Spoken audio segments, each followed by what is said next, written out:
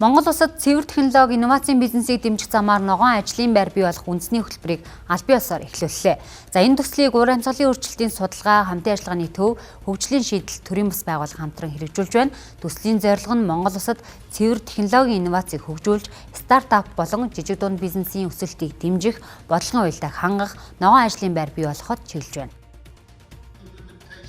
Цэвэр технологи инновацийн бизнесийг дэмжих замаар ногоон ажлын байр бий болгох үндэсний хөтөлбөрт Голомт банк, Хаан банк, Инвесткор капитал банкус санхүүгийн байгууллага, жижиг дунд үйлдвэрийн газар, зээлийн балтан даалтын сан, Монголын доктортой санхүүгийн холбоо зэрэг санхүүгийн байгууллагууд хамтран ажиллахаар болсон байна.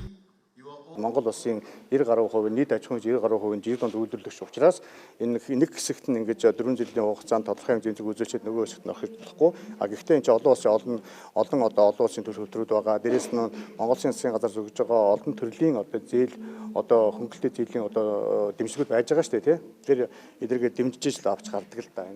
За гол үндсэн шалгуур үзүүлэлт нь бол бид нар ер нь бол байгаль орчин дээлтэй бизнес эрхэлж явах ёстой. Хамгийн гол нь хоёрдугаарт бол гарааны бизнесэнд цэвэр технологи нэвтрүүлэх тэр боломжоо хангасан байх ёстой л гэсэн.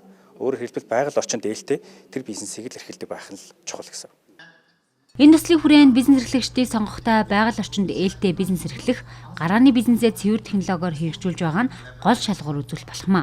Байгаль орчинд ээлтэй бизнес эрхлэгчдэд 4 жилийн хугацаанд 1.7 сая долларын хөрөнгө оруулалт өгөх юм а.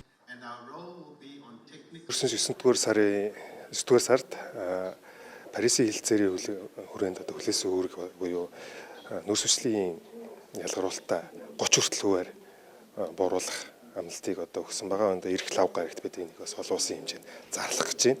Энэ нь бол бүс нутгийн хэмжээнд нэлээд том амлалт болж байгаа. Мөн GCIF Монгол хөтөлбөрийн хүрээнд 2600 гаруй жижиг дунд үйлдвэрлэгчдэд хүрч оролцогчдын дор хаяж 40% нэмэгтэй 30% залуучууд байх юм а. Үүнд цэвэр технологиор дамжуулан нүрс төрөгчийн ялгарлыг 30%-аар бууруулах бодит хувь нэмэр оруулахыг зорж байгаагаа илэрхийллээ.